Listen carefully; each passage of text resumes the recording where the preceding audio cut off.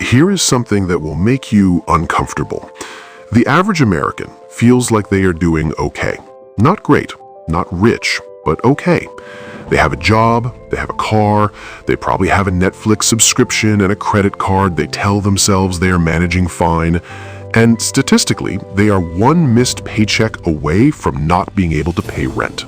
Not one bad year, not one catastrophic event. One missed paycheck.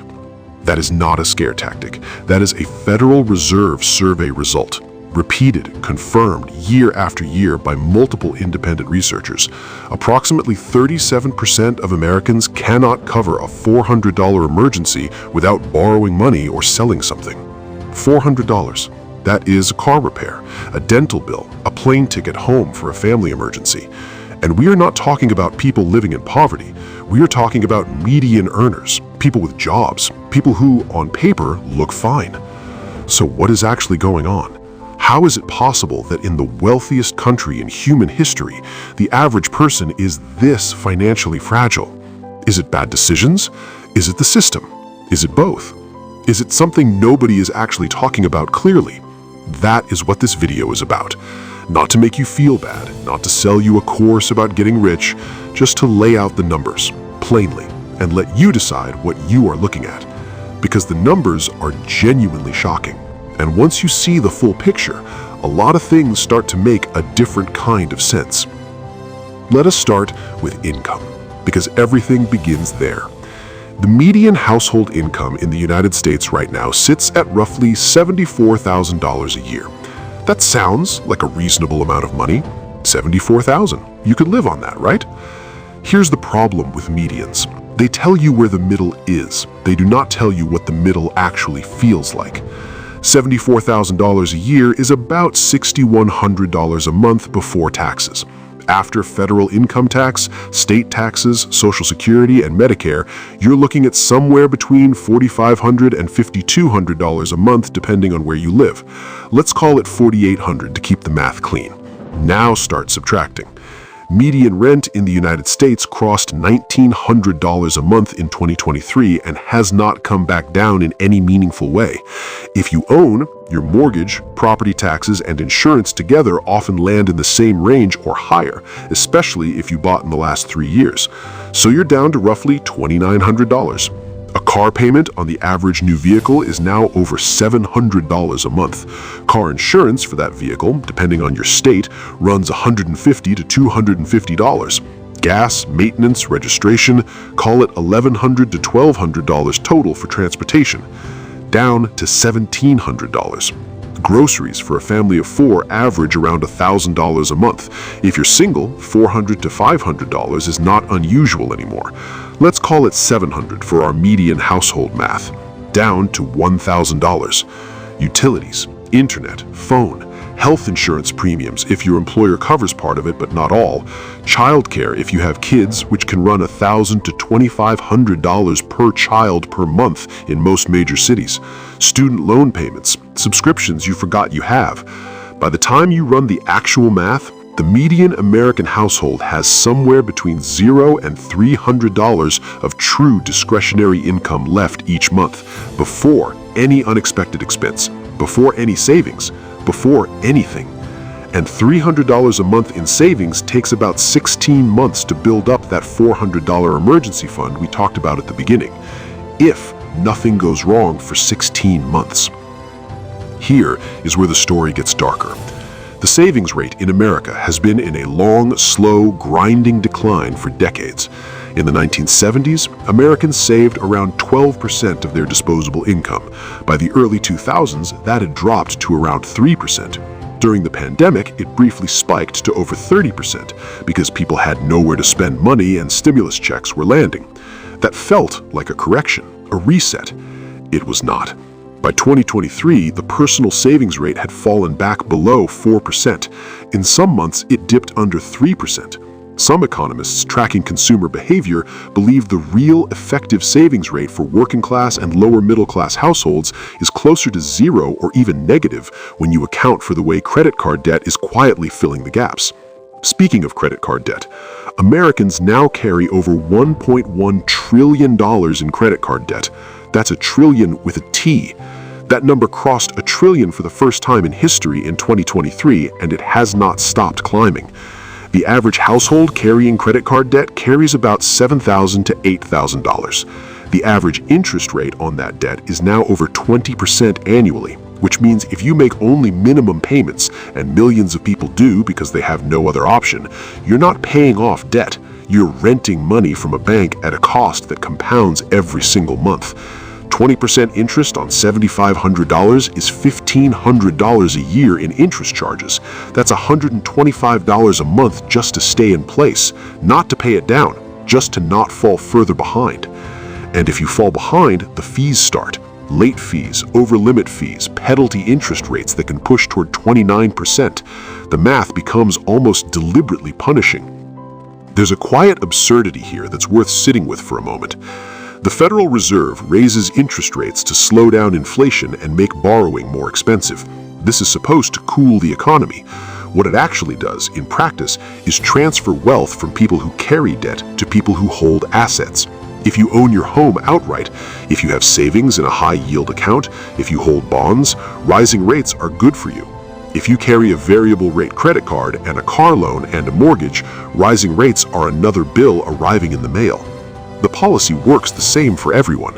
The effect is different depending on which side of the ledger you're on. Let us talk about retirement, because this is where the statistics go from uncomfortable to genuinely alarming.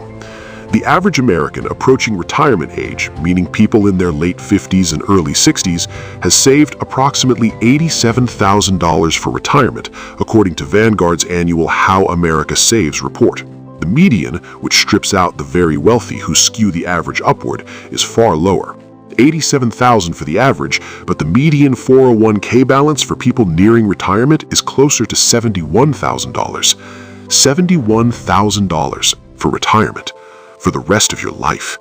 If you retire at 65 and live to the average life expectancy of around 77, that's 12 years of retirement.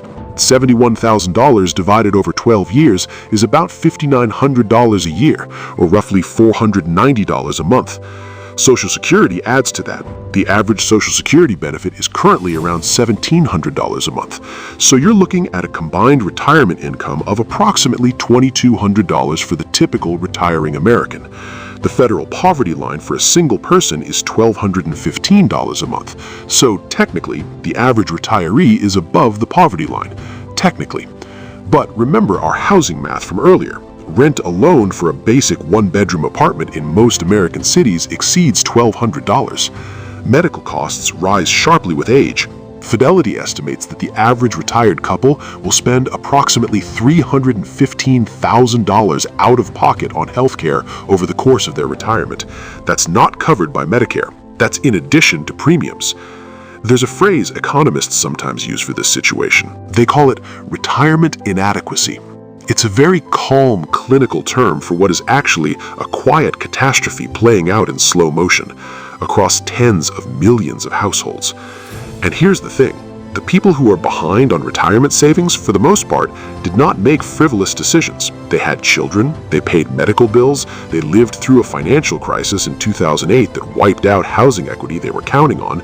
They navigated wage stagnation during a decade where corporate profits reached historic highs, but real wages for median workers grew at a fraction of that pace. They did what you're supposed to do. They just did it in conditions that made the math very, very difficult to win. Now, here's where the story zooms out, because the individual numbers are striking, but the structural picture is where things get truly strange.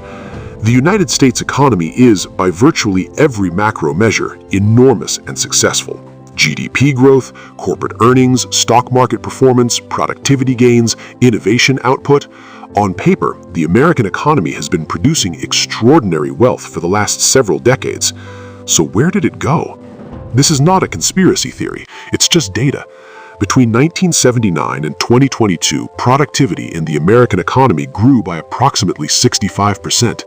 Real wages for the median worker grew about 15% over that same period. That gap between what the economy produced and what median workers were paid represents an enormous transfer of wealth. Not stolen in a dramatic sense, just accumulated through policy choices, corporate compensation structures, weakening of labor bargaining power, tax code adjustments, and the compounding effect of capital appreciation outpacing wage growth year after year. The top 10% of Americans now own approximately 93% of the stock market. The bottom 50% own about 1%, which means that when the market goes up 20% in a year and everyone feels good about the economy, the vast majority of that gain went to a very small number of people. The bottom 50% of Americans hold approximately 2.5% of total national wealth. The top 1% hold about 30%. These numbers have been getting more extreme over time, not less. And yet the consumer economy, meaning the spending that drives about 70% of GDP, depends almost entirely on the bottom 80% of earners. The wealthy don't spend enough to keep the machine running on their own. So what fills the gap when wages don't keep up? There is a specific number that I think captures this entire situation better than almost any other statistic. In 2022, the Employee Benefit Research Institute did a study on financial fragility across income levels. They found that even among Americans earning between $75,000 and $100,000 a year, nearly 1 in 4 reported that they would struggle to cover an unexpected $2,000 expense without going into debt. 1 in 4. At income levels that most people would consider firmly middle class, struggling with a $2,000 surprise? That tells you something important. This is not a story about poor financial decisions concentrated among low-income earners. This is a structural condition that reaches well into incomes that should, by almost any reasonable standard, provide real financial security. The standard advice in this situation is always the same. Budget better. Cut the lattes. Invest early. Maximize your 401k contributions. Live below your means. And none of that is wrong, exactly. But there is something quietly insulting about dispensing that advice in a world where the median renter is spending over 30% of their gross income on housing, where the average car payment just crossed $700 because used car prices were pushed to absurd levels during supply chain chaos that had nothing to do with individual choices, and where health insurance premiums for a family of 4 average over $22,000 a year. Cut the lattes. The math does not work that way, and somewhere everyone knows it. Let us talk for a moment about the generation that is really feeling this the hardest. Millennials, meaning people born roughly between 1981 and 1996, were told a very specific story about how economic life was supposed to work. Go to college, get a degree, get a job, buy a house, build equity, retire comfortably. The generation before them ran that playbook and it largely worked.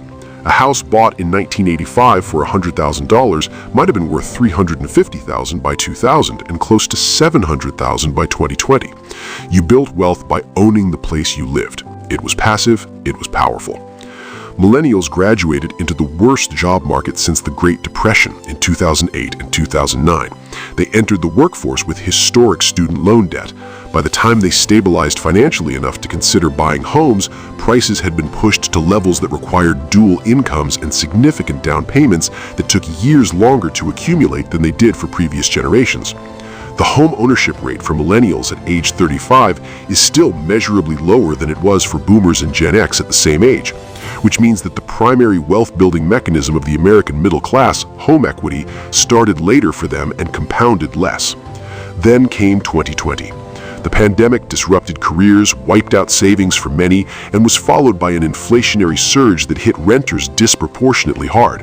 And then interest rates went from near zero to over 7%, locking millions of would-be first-time buyers out of the market they had finally been approaching. The oldest millennials are in their early 40s now. They're supposed to be in their peak earning and wealth-building years. Many of them are behind where they expected to be, behind where their parents were at the same age, and carrying debt loads their parents never experienced. Generation Z is watching all of this and trying to plan accordingly. But you cannot plan around a housing market where the price-to-income ratio in major cities has reached levels that historically only existed right before crashes. You can delay, you can hustle, you can move somewhere cheaper, but the structural math is not friendly. Now here is the part where a certain type of person watching this video gets frustrated and says, okay, but what about personal responsibility? What about the people who do manage to build wealth? They exist. They are real. Yes, they are. Some people, through genuine discipline, smart decisions, fortunate timing, or family wealth they started with, manage to build substantial financial security on median or below median incomes. It happens. The data confirms it happens. But here's what the data also confirms. The primary predictor of an individual's financial outcomes is not their habits or their discipline. It's the wealth of the family they were born into. Study after study, including a comprehensive long-term analysis from the Federal Reserve Bank of Chicago, finds that parental wealth is the strongest single predictor of a child's adult wealth.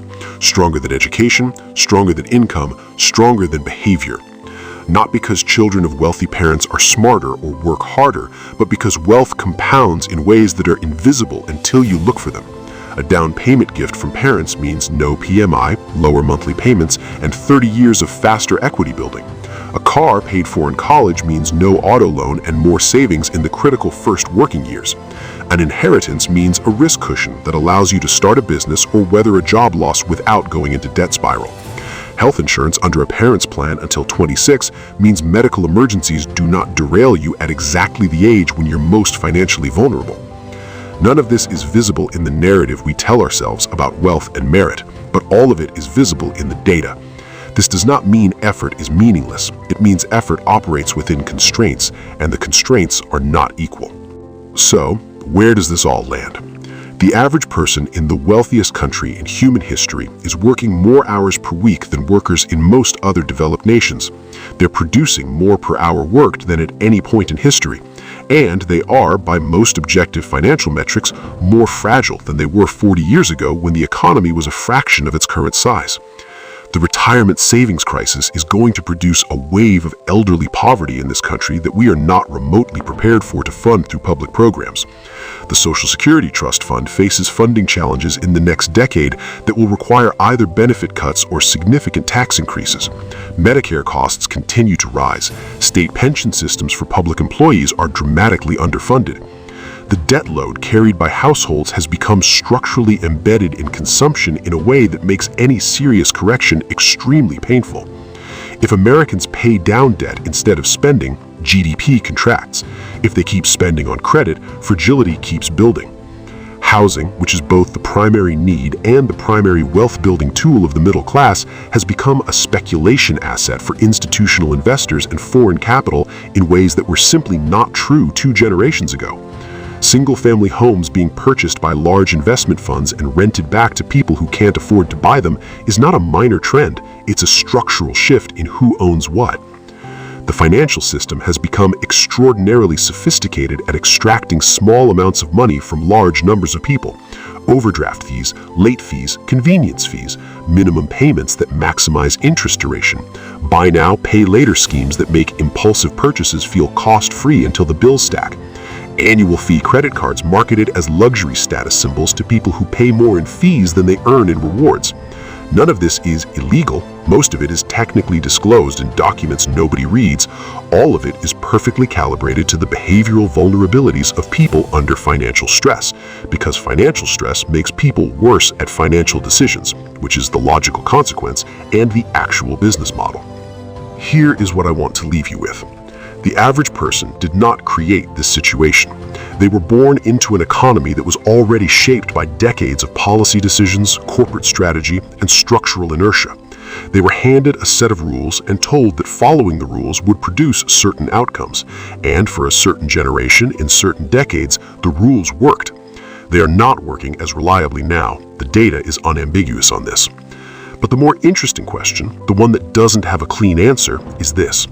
What happens when enough people run the math themselves? When enough households sit down with their actual numbers and realize that the standard script, the degree, the job, the house, the retirement, the comfortable old age, is not just difficult to achieve, but may be structurally inaccessible for a significant portion of the population without something changing at a scale that individual discipline cannot produce.